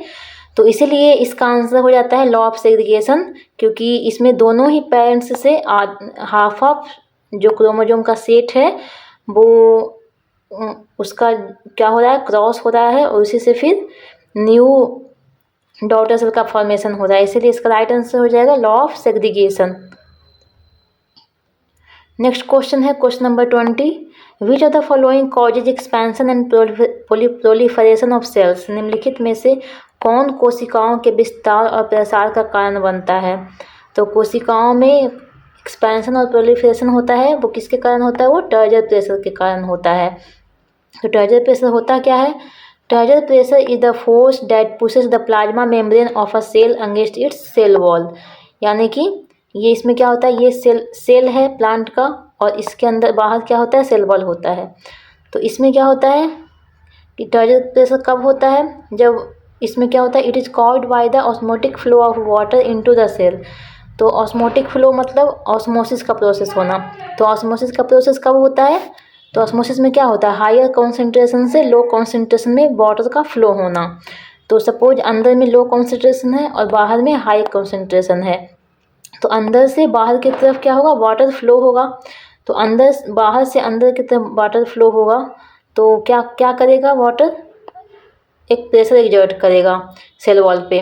तो सेल वॉल पे जब प्रेशर एग्जर्ट करेगा तो यही प्रेशर एग्जर्ट करने के कारण इस पे एक फोर्स अप्लाई होगा और इसी फोर्स को क्या कहते हैं, टर्जर प्रेशर। और इससे क्या होता है कि जब फोर्स एग्जर्ट होगा सेल वॉल पे तो इससे इसका साइज इंक्रीज हो जाएगा, साइज इसका वॉल्यूम इंक्रीज हो जाएगा। तो यही होता है टर्जर प्रेशर। और इम्बिबिशन क्या होता है, इम्बिबिशन का मतलब होता है ये एक तरह का डिफ्यूजन होता है जो कब होता है, जब सॉलिड है जो क्या करता है, लिक्विड को एब्जॉर्ब करता है। तो सॉलिड जब लिक्विड को एब्जॉर्ब करेगा तो ये क्या होगा, इससे इसका साइज इंक्रीज कर जाएगा और इसका वॉल्यूम इंक्रीज कर जाएगा और इसी डिफ्यूजन के प्रोसेस को कहते हैं इम्बिबिशन। चलते हैं नेक्स्ट क्वेश्चन पे। Number 21, what is the cell wall of bacteria made of. Bacteria की कोशिका भित्ति किससे बनी होती है। तो बैक्टीरिया का सेल वॉल किससे बना होता है, पेप्टिडोग्लाइकन, इससे बना होता है। और हम लोग बहुत और भी दूसरे ऑर्गेनिज्म के सेल वॉल को देख लेते हैं कि किससे बने होते हैं। तो बैक्टीरिया का जो होता है किससे बना होता है, पेप्टिडोग्लाइकन से बना होता है। और प्लांट्स का सेल वॉल किससे बना होता है, ये बना होता है सेल्यूलोज से, हेमीसेल्यूलोज और पेक्टिन से बना होता है। फंजाई का बना होता है चिटिन या एंड ग्लूकन से बना होता है। एल्गी का बना होता है ग्लाइकोप्रोटीन एंड पॉलीसेकेराइड से बना होता है। डाई एटम्स का किससे बना होता है, ये बायोजेनिक सिलिका से बना होता है इसका सेल वॉल। चलते हैं नेक्स्ट क्वेश्चन पे। Question number 22, identify the carbohydrate among the following which does not meet the definition of carbohydrate. निम्नलिखित में से कार्बोहाइड्रेट की पहचान करें जो कार्बोहाइड्रेट की परिभाषा को पूरा नहीं करता है। तो इसमें से जो भी ऑप्शन दिया हुआ है उसमें से पूछा जा रहा है कि कौन सा है जो एक तरह का कार्बोहाइड्रेट नहीं है। तो इसका राइट आंसर हो जाएगा ऑप्शन नंबर ए, रहमनोज। ये एक कार्बोहाइड्रेट के ग्रुप में नहीं आएगा। और जो रिमेनिंग सुक्रोज, फ्रैक्टोज और माल्टोज हैं वो एक तरह के डाइसेक्राइड हैं। तो अब हम लोग देख लेते हैं कि जितने भी डाइसेक्राइड हैं वो किससे बने होते हैं। सुक्रोज है जो बना होता है ग्लूकोज प्लस फ्रैक्टोज, इससे बनता है सुक्रोज। लैक्टोज होता है जब गलैक्टोज और ग्लूकोज मिलते हैं तो ये बनता है लैक्टोज। तो यहाँ पे मैं बता दूँ कि ये जो इधर साइड जो दिया हुआ है वो है डाइसेक्राइड, यानी कि दो शुगर को मिलाकर ये एक सिंगल शुगर बना है। और इधर साइड जो दिए हैं वो है मोनोसेक्राइड, यानी कि ये जो है वो सिंगल ही रहते हैं। और ये दोनों को जब दो मोनोसेक्राइड को मिलाते हैं तो डाइसेक्राइड बनता है। तो इसे हम लोग देख रहे हैं। अब माल्टोज है वो किससे बना होता है, ग्लूकोज प्लस ग्लूकोज, इससे बनता है माल्टोज। ट्रेहलोज बनता है ग्लूकोज प्लस ग्लूकोज। सेलोबायोस बनता है ग्लूकोज प्लस ग्लूकोज। तो ये जो नीचे के हैं वो सिमिलर ही हैं, माल्टोज, ट्रेहलोज, सेलोबायोस, चिटोबायोस, ये सब ग्लूकोज और ग्लूकोज से ही बनते हैं। लेकिन जो सुक्रोज है, लैक्टोज है, वो उसका अलग अलग है। सुक्रोज बनता है ग्लूकोज प्लस फ्रैक्टोज से और लैक्टोज बनता है गलैक्टोज प्लस ग्लूकोज से। तो ये मेन तीन इंपॉर्टेंट जो आगे का है, सुक्रोज, लैक्टोज और माल्टोज, ये तीनों का कॉम्बिनेशन याद रखना है। चलते हैं नेक्स्ट क्वेश्चन पे। Question number 23, which of the following is a medium size globular protein that functions as a pancreatic serine protease found in the digestive tract of many vertebrates. निम्नलिखित में से कौन सा एक मध्यम आकार का गोलाकार प्रोटीन है जो कई कशेरुकियों के पाचन तंत्र में पाए जाने वाला अग्रसई सेरीन प्रोटीज के रूप में कार्य करता है। इसमें इसका राइट आंसर हो जाएगा ट्रिप्सिन। तो ग्लोबुलर प्रोटीन जो कि एक तरह का पैनक्रिएटिक सेरीन प्रोटीएज जैसा काम करता है, वो कहाँ रहता है, डाइजेस्टिव ट्रैक्ट, बहुत सारे वर्टिब्रेट्स के डाइजेस्टिव ट्रैक्ट में पाया जाता है। वो कौन सा है, ट्रिप्सिन है। अब जो पैनक्रिएटिक सेरीन प्रोटीएज होता है वो क्या होता है, एक तरह का डाइजेस्टिव एंजाइम्स होता है जो कि सिक्रीट होता है पैनक्रियाज के द्वारा। और ये क्या काम करता है, ये प्रोटीन को तोड़ने का काम करता है। तो इसमें बहुत सारे एंजाइम्स होते हैं जैसे कि काइमोट्रिप्सिन, ये भी एक पैनक्रिएटिक सेराइन प्रोटीएज है। ट्रिप्सिन, इलास्टेज, ये तीनों ही काइमोट्रिप्सिन, ट्रिप्सिन और इलास्टेज तीनों ही पैनक्रिएटिक सेराइन प्रोटीएज हैं, यानी कि पैनक्रियाज से सिक्रीट होने वाले एंजाइम्स हैं, जो कि इसका फंक्शन होता है प्रोटीन को तोड़ने का। चलते हैं नेक्स्ट क्वेश्चन पे, क्वेश्चन नंबर 24। इन बीज मधुमक्खियों में डैश, मधुमक्खियों में क्या होता है? Option number D right answer हो जाएगा, males are haploid and females are diploid. मतलब कि जो मेल्स होता है उसमें सिंगल सेट ऑफ क्रोमोसोम्स होता है।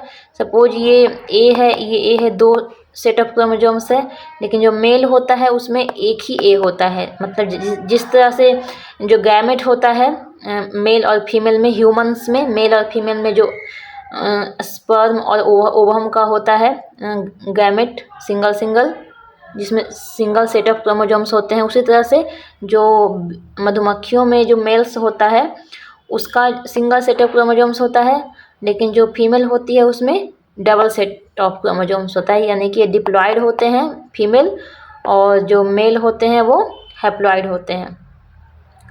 तो यहाँ पे मैंने बताया है हैप्लॉइड का मतलब होता है 1 सेट ऑफ क्रोमोसोम्स, जैसे कि ह्यूमन में एग होता है और स्पर्म सेल होता है वो हैप्लॉइड होता है। और डिप्लॉइड का मतलब होता है 2 सेट ऑफ क्रोमोसोम्स, जैसे कि और भी जितने भी स्किन होते हैं, मसल्स होते हैं, बोन होते हैं, ब्लड होते हैं, ये सब क्या है, कैसा इसमें सेल होता है? डिप्लॉइड होता है, उसमें 2 सेट ऑफ क्रोमोसोम्स होता है। चलते हैं नेक्स्ट क्वेश्चन पे, question number 25। Which are the following is a not mutation based diseases, निम्नलिखित में से कौन सा परिवर्तन आधारित रोग नहीं है? तो म्यूटेशन बेस्ड डिजीज कौन से नहीं है? इसमें जो ऑप्शन नंबर डी है मलेरिया, वो म्यूटेशन बेस्ड डिजीजेज नहीं है। मलेरिया क्या है? ये मच्छर के काटने से होता है, इसलिए ये म्यूटेशन बेस्ड डिजीज नहीं होगा। तो म्यूटेशन से होने वाले डिजीज को भी देखेंगे। तो सबसे पहले देख लेते हैं कि म्यूटेशन मतलब कि सेक्स क्रोमोसोम होता है, जैसे कि XY है और XX है, उसमें कुछ म्यूटेशन होते हैं, उसमें कुछ चेंजिंग आता है, बदलाव आ जाता है, उसके कारण जो डिजीज होता है उसे सबसे पहले देखेंगे। तो ये इसमें होता है Klinefelter syndrome, haemophilia, colour blindness, Turner syndrome. और जो ऑटोजोमल क्रोमोसोम्स में जो म्यूटेशन होता है, ऑटोजोमल क्रोमोसोम्स यानी कि जो सेक्स क्रोमोसोम है उसको छोड़कर जो भी क्रोमोसोम्स का सेट होता है वो ऑटोजोमल क्रोमोसोम कहलाते हैं। तो ह्यूमन में कितना सेट ऑफ क्रोमोसोम्स होता है? 1 to 23 होता है। जो 23rd नंबर का जो सेट ऑफ क्रोमोसोम्स होता है, तो मेल में हो जाता है XY और फीमेल में हो जाता है XX। तो 23rd को छोड़कर 1 to 22 तक के जो भी सेट ऑफ क्रोमोसोम्स होते हैं वो सारे कहलाते हैं ऑटोजोम्स। तो ऑटोजोम्स सेक्स क्रोमोसोम्स वाले तो देख लिया हम लोगों ने, अब हम लोग देखेंगे ऑटोजोम्स वाले को। तो ऑटोजोमल क्रोमोसोम्स के म्यूटेशन में से होने वाले डिजीज कौन कौन से हैं? Down syndromes, Patau syndrome, sickle cell anaemia और फिनाइलकीटोनुरिया। ये जो 4 डिजीज है वो ऑटोजोमल क्रोमोसोम्स के म्यूटेशन से होने वाले हैं, और ऊपर के जो 4 हैं वो सेक्स क्रोमोसोम के म्यूटेशन से होने वाले डिजीज हैं। चलते हैं नेक्स्ट क्वेश्चन पे, question number 26। Which are the following is a food borne disease called by consumption of contaminated food और बिवरेज, निम्नलिखित में से कौन सा दूषित भोजन या पेय पदार्थों के सेवन के कारण होने वाले खाद्य जनित रोग हैं? तो ये कौन सा है? कोलेरा। ये जो होते हैं फूड डिजीज, वो फूड कंटामिनेटेड फूड यानी कि जो दूषित खाना है उसके खाने से होने वाला डिजीज है। चलते हैं नेक्स्ट क्वेश्चन पे, question number 27। Which are the following muscles controls the exit of food from the stomach into the small intestine, निम्नलिखित में से कौन सी मांसपेशी पेट से छोटी आंत में भोजन के निकास को नियंत्रित करता है? तो ये कौन नियंत्रित करता है? ये करता है स्फिंक्टर। तो स्फिंक्टर क्या होता है? ये हम लोग डायग्राम में देखेंगे। ये है ह्यूमन बॉडी का डाइजेस्टिव सिस्टम का डायग्राम। यहाँ पे माउथ है, ये इसोफेगस है, ये नली जो है, और ये स्टमक है, पैनक्रियाज है, ये लार्ज इंटेस्टाइन है, ये वाला जो है लार्ज इंटेस्टाइन है, और ये जो बीच में है वो है स्मॉल इंटेस्टाइन। ये है एनस, ये है रेक्टम, इसके एनस के ऊपर जस्ट गॉल ब्लैडर है, जस्ट पैनक्रियाज के पास लीवर है ये, और ये सारे पार्ट हो गए। तो हम लोग अब स्टमक के बारे में देखेंगे। तो स्टमक में क्या होता है, देख सकते हैं कि यहाँ पे जो ये स्टमक है इसमें इसोफेगस से फूड क्या होता है, अंदर आता है। तो क्या होता है, इसोफेगस से उस नली के द्वारा फूड है जो स्टमक में आता है। तो यहाँ पे भी एक कंट्रोल करने वाला, एक तरह से ढक्कन बोल सकते हैं, एक कवर लगा हुआ होता है जो एंट्री को अलाउ करता है। तो यहाँ पे जो होता है एंट्री करने के लिए, जो कंट्रोल करने के लिए स्ट्रक्चर बना होता है, उस स्ट्रक्चर को क्या बोलते हैं, लोअर इसोफेरियल फिगल इंस्पिंक्टर, या फिर बोल सकते हैं गैस्ट्रो इसोफेगल इंस्पिक्टर या फिर कार्डियक इंस्पिंक्टर। तो ये तीनों नाम से बोल सकते हैं। तो जो इसोफेजियल इंस्पिंक्टर जो होते हैं वो एंट्री के प्लेस पे प्रेजेंट होते हैं, और जब स्टमक से बाहर जब निकलता है वो फूड डाइजेस्ट होने के बाद, तो वहाँ से कहाँ जाता है, स्टमक से जाता है स्मॉल इंटेस्टाइन में। तो यहाँ पे कौन सा इंस्पिंक्टर होता है, बाहर निकालने के लिए, एग्जिट करने के लिए, उसे कंट्रोल करने के लिए कौन सा पार्ट होता है, इसे बोलते हैं पायरोलिक इंस्पिंक्टर। तो यहाँ से देख सकते हैं कि एंट्री के वक्त भी एक इसोफिजियल इंस्पिंक्टर है, और एग्जिट के टाइम पे भी, बाहर निकलने के टाइम पे भी एक इंस्पिंक्टर होता है जिसे बोलते हैं पायलोरिक इंस्पिंक्टर। तो दोनों ही जगह पे इंस्पिंक्टर प्रेजेंट होता है जो कि कंट्रोल करता है फूड के बाहर निकलने को और अंदर आने को। तो इसीलिए इसका राइट आंसर हो जाएगा इंस्पिंक्टर, जो कि क्या करता है, कंट्रोल करता है फूड के एग्जिट को, जो फूड से कहाँ स्टमक से कहाँ जाता है, स्मॉल इंटेस्टाइन में, उसे कंट्रोल करता है इंस्पिंक्टर। चलते हैं नेक्स्ट क्वेश्चन पे, question number 28। In which of the following plants roots emerge from part of the plant other than radical. निम्नलिखित में से किस पौधे में मूलांक के अलावा पौधे के अन्य हिस्सों से जड़ें निकलती है। तो इसका राइट आंसर हो जाएगा, कौन सा प्लांट है, मॉन्स्टेरा। तो जनरली प्लांट का जो रूट होता है वो कहाँ से निकलता है, यहाँ पे जो रेडिकल है, ये जो पार्ट है रेडिकल सीड का, वहाँ से इमर्ज होता है रूट। लेकिन जो मॉन्स्टेरा प्लांट है उसका रूट्स से नहीं निकलकर दूसरे पार्ट से निकलता है। तो कहाँ से निकलता है, स्टेम से निकलता है इसका रूट्स। तो सीड्स में देख लेते हैं कौन कौन सा पार्ट होता है। ये जो बाहर का कवर है वो क्या होता है, टेस्टा। यहाँ पे जो होता है हाइलम। ये जो ऊपर की तरफ जो स्टेम, आगे की तरफ जो प्लांट का ग्रोथ होगा ऊपर की तरफ, वो किससे होता है, प्लूम्यूल से होता है। जिस तरह से रूट का डेवलपमेंट रेडिकल पार्ट से होता है, उसी तरह से जो शूट का डेवलपमेंट होता है, जैसे कि ये सॉइल है, इसके नीचे रूट्स रहेगा और इसके ऊपर शूट का डेवलपमेंट होगा। तो जैसे कि यहाँ पे बोला जा रहा है कि रूट का डेवलपमेंट रेडिकल से होता है, तो उसी तरह से शूट का डेवलपमेंट किससे होता है, प्लूम्यूल से होता है। तो प्लूम्यूल हो गया। फिर ये जो नीचे होता है वो इपिकोटिल होता है, इपिकोटिल, और या फिर बोल सकते हैं हाइपोकोटिल। ये सारे जो होते हैं एम्ब्रियो के अंदर आते हैं। तो एम्ब्रियो के अंदर प्लूम्यूल आता है, इपिकोटिल आता है और रेडिकल आता है। तो ये सीड्स का पार्ट हो गया। चलते हैं नेक्स्ट क्वेश्चन पे, question number 29। Which of the following statements most accurately describes the Cyclostomata group. निम्नलिखित में से कौन सा कथन साइक्लोस्टोमाटा समूह का सबसे सटीक वर्णन करता है। तो साइक्लोस्टोमाटा ग्रुप कैसा होता है, इसका राइट आंसर हो जाएगा option number D, they have a long eel like body, circular mouth, thin skin and no scales. इसमें ये कैरेक्टर होता है। तो अब हम लोग साइक्लोस्टोमाटा ग्रुप ऑफ एनिमल्स के सारे कैरेक्टर्स को देखेंगे। तो इसका बॉडी कैसा होता है, राउंड होता है, इलोंगेटेड होता है, किसके जैसा, ईल एक अलग जानवर होता है उसके जैसा इसका स्ट्रक्चर मैच करता है। इसमें जो फिन्स होते हैं, पंख होते हैं, एब्सेंट होते हैं। इसमें जो मीडियन फिन्स होता है वो कार्टिलेजिनियस होता है, मतलब बोनी टाइप का होता है फिन्स इसका। इसमें अपेंडेजेस नहीं होते हैं, जो पैर ये सब होते हैं वो नहीं होते हैं। इसका स्किन कैसा होता है, सॉफ्ट होता है, स्मूथ होता है, और इसमें स्केल्स नहीं होते हैं। जिस तरह से फिशेस में इस तरह से स्केल होते हैं ना, वैसे इसमें नहीं होते हैं। इसमें स्प्लीन एब्सेंट होता है। स्प्लीन क्या होता है, एक ब्लड से ही रिलेटेड होता है पार्ट, वो इसमें एब्सेंट होता है। और इसमें एक्सोस्केलेटन एब्सेंट होते हैं। एक्सोस्केलेटन मतलब जो बाहर से बोन होता है वो नहीं होता है इसमें। और इसमें नोटोकॉट प्रेजेंट होते हैं थ्रू आउट देयर लाइफ्स। यानी कि स्पाइनल कॉर्ड इसमें प्रेजेंट होते हैं। चलते हैं नेक्स्ट क्वेश्चन पे, question number 13। In which year did Avery, MacLeod and McCarty, a trio of scientist, proof that all living organisms except viruses have DNA as their genetic material? तो किस वर्ष में वैज्ञानिकों की तिकड़ी एवरी, मैकलियोड और McCarty ने साबित किया कि वायरस को छोड़कर सभी जीवित जीवों में डीएनए आनुवांशिक सामग्री के रूप में होते हैं? ये किसने बोला था? ये तीनों ने बोला था, ये तीनों साइंटिस्ट ने बताया था कि जो ये होते हैं वायरस होते हैं, जितने भी लिविंग विंग्स होते हैं उसमें डीएनए होता है एक्सेप्ट वायरस, वायरस में डीएनए नहीं होता है।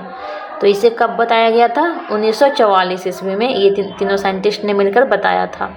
चलते हैं नेक्स्ट क्वेश्चन पे, question number 31। Which of the following is a rare group of genetic disorders caused by mutations in certain genes and affecting the colour pigmentation of the skin, hair and eyes? निम्नलिखित में से कौन सा आनुवांशिक विकारों का एक दुर्लभ समूह है जो कि कुछ जीनों में उत्परिवर्तन के कारण होता है और त्वचा, बालों और आँखों के रंजकता को प्रभावित करता है? तो ये कौन से बीमारी में होता है जिसमें त्वचा, बालों और आँखों का रंग बदल जाता है? वो जैसे कि आप लोगों ने देखा होगा किसी किसी का जो आईज होता है वो भूरा कलर का होता है, ब्राउन होता है, स्किन बहुत ज़्यादा वाइट होता है और बाल भी भूरा भूरा होता है। वो कौन सा बीमारी होता है? वो एक तरह का डिजीज होता है। वो कौन सा होता है? एल्बिनिज्म। चलते हैं नेक्स्ट क्वेश्चन पे, question number 32। Who was the first person to systematically study chromosomes during division process he called mitosis? विभाजन के दौरान गुणसूत्रों का भी व्यवस्थित रूप से अध्ययन करने वाला पहला व्यक्ति कौन था? यह एक प्रक्रिया जिसे उन्होंने माइटोसिस कहा। तो माइटोसिस को किसने डिस्कवर किया था? वाल्थेर फ्लेमिंग, इन्होंने माइटोसिस के बारे में बताया था। तो माइटोसिस में क्या होता है और मियोसिस में क्या होता है? तो मियोसिस कहाँ पे होता है? रिप्रोडक्शन के टाइम में यूज होता है। तो माइटोसिस और मियोसिस में ये डिफरेंस होता है कि सपोज ये ए है और ये ए है, ये दोनों अलग अलग पेरेंट्स हैं, दोनों का क्रॉस होगा। इसमें जब क्रॉस होगा तो उसके पहले ये जो सेल है जिसमें जब गैमेट का फॉर्मेशन होगा तो ये इसमें जब सेल डिवीजन होता है मियोसिस का तो उसमें सिंगल सेट ऑफ क्रोमोसोम्स बनते हैं। इससे 2 सेट ऑफ क्रोमोसोम्स बनेंगे तो ये सिंगल होगा और इसी तरह से इस पेरेंट्स का भी ये सिंगल हो जाएंगे। यानी कि इसमें ये सिंगल सेल में दो सेट ऑफ क्रोमोसोम्स है। तो ये जब सेल डिवाइड होगा इससे जब 2 सेल बनेंगे तो दोनों में half of set he chromosomes इसमें जाएंगे, मतलब सिंगल हाफ हो जाएंगे। तो मियोसिस में ये हाफ का हो जाता है। लेकिन जो माइटोसिस होता है उसमें क्या होता है कि अगर ये 2 है, एक सेल में 2 सेट ऑफ क्रोमोसोम्स है, जो इसमें 2 सेल बनेगा, इसमें क्या होगा कि इसमें डबल सेट ही क्रोमोसोम्स रहेंगे सेल डिवाइड होने के बाद। अगर एक सेल से 2 सेल बन रहे हैं तो दोनों सेल में 2 सेट ऑफ क्रोमोसोम्स ही रहेंगे। तो ये अंतर होता है मियोसिस और माइटोसिस में। मियोसिस में हाफ हो जाता है और माइटोसिस में जितने क्रोमोसोम्स होंगे पेरेंट्स सेल में उतने ही डॉटर सेल में भी प्रेजेंट होते हैं, इसमें हाफ नहीं होता है। तो ये हो गया मियोसिस और ये हो जाता है माइटोसिस। चलते हैं नेक्स्ट क्वेश्चन पे, question number 33। Who कंसेप्चुलाइज्ड virtual water? आभासी जल की अवधारणा किसने की? तो आभासी जल के बारे में किसने बताया? जॉन एंथोनी एलन ने। तो वर्चुअल वाटर होता क्या है? जो वाटर यूज होता है गुड्स और सर्विसेज को प्रोड्यूस करने में, उस वाटर को क्या बोलते हैं? Virtual water. जैसे कि 1 kg ब्रेड बनाने में कितना पानी यूज होता है? 1608 लीटर। और 1 किलोग्राम बटर बनाने में कितना पानी यूज होता है? 5550 लीटर। तो ये जो पानी यूज हो रहे हैं उसी को बोला जाता है वर्चुअल वाटर, क्योंकि ये जो पानी यूज हुआ वो किस में यूज हुआ? गुड्स को बनाने में यूज हुआ। तो जो गुड्स को और सर्विसेज को प्रोड्यूस करने में, बनाने में यूज होता है, उसी वाटर को बोलते हैं वर्चुअल वाटर। चलते हैं नेक्स्ट क्वेश्चन पे। Question number 34। In a dihybrid cross between 2 heterozygous fruit flies with brown body and red eyes, what will be the probability of obtaining the BB capital E genotype? तो भूरे शरीर और लाल आंखों के साथ 2 विषम युग्मजी फल मक्खियों के बीच एक द्विसंकर क्रॉस में कैपिटल BBE जीनोटाइप प्राप्त करने की प्रायिकता क्या होगी? जैसे प्रोबेबिलिटी पूछा जा रहा है कि कैपिटल BB और EE जो होगा वो हेटेरोजाइगस जब क्रॉस करवाएंगे तो इसका प्रोबेबिलिटी क्या होगा। तो मैंने एक टेबल दिखाया था डायहाइब्रिड क्रॉस में, तो ये डायहाइब्रिड ही क्रॉस है। तो इसमें जो इसका जो प्रोबेबिलिटी होता है वो एक ही होता है, एक होता है आउट ऑफ 16। जो टेबल यहाँ पे डायहाइब्रिड क्रॉस के टाइम पे मैंने दिखाया था, उसमें जितने भी कैरेक्टर शो हो रहे थे, जो फेनोटाइप शो हो रहा था, वो सिर्फ जो दोनों ही एलील्स डोमिनेंस वाले हों ऐसा बस एक ही था। इसीलिए इसका प्रोबेबिलिटी हो जाता है 1/16। 16 तरह के कैरेक्टर होते हैं। यहाँ पे मैंने डायग्राम लगाया भी है, देख सकते हैं यहाँ पे कि ये जो डायग्राम है उसमें, इसमें जो हेटेरोजाइगस इसमें भी है, यानी हेटेरोजाइगस का मतलब होता है कि 2 अलग अलग कैरेक्टर को क्रॉस करवाना। तो इसमें येलो और राउंड है, और इसमें येलो और इसमें ग्रीन और रिंकल है।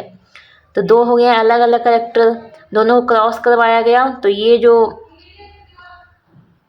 ये जो टेबल बनकर आया है उसमें देख सकते हैं जो कैपिटल वाला है वो एक ही है यहाँ पे, इसलिए 1/16 हो जाएगा। ये जो 1 2 3 4 इस 16 टोटल है, तो ये हो जाएगा 16 टोटल। तो 1/16 ये हो जाएगा इसका प्रोबेबिलिटी।